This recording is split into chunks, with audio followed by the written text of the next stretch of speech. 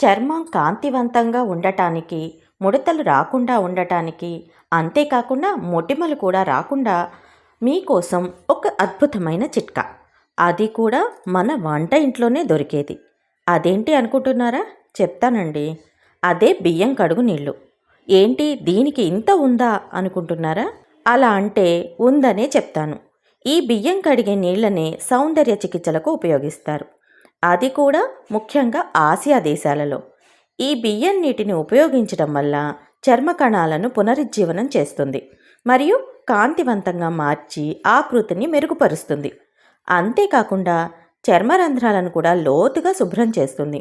బియ్యం నీటిలో ఉండే పోషకాలు, ఖనిజాలు మరియు యాంటీ ఆక్సిడెంట్లు చర్మ ఆరోగ్యానికి చాలా ముఖ్యమైనవి.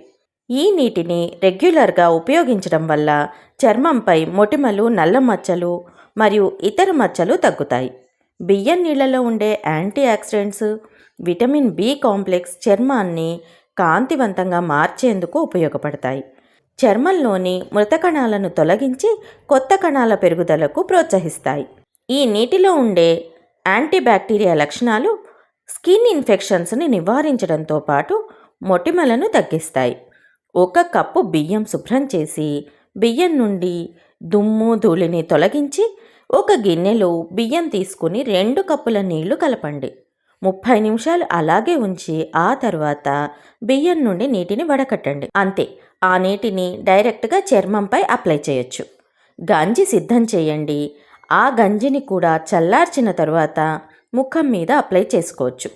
కడిగిన ఈ బియ్యం నీటిని ఫ్రిడ్జ్లో ఉంచి ప్రతిరోజు ఉదయం మరియు రాత్రి కాటన్ బాల్తో చర్మంపై అప్లై చేసి స్కిన్ టోనర్గా యూజ్ చేయొచ్చు.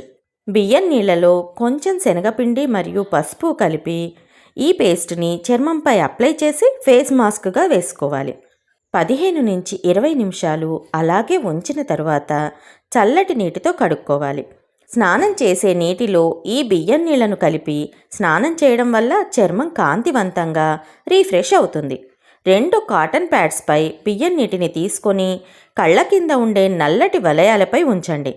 10 నుంచి 15 నిమిషాలు అలాగే ఉంచిన తర్వాత చల్లని నీటితో శుభ్రం చేసుకోండి. దానివల్ల డార్క్ సర్కిల్స్ కూడా తగ్గుతాయి.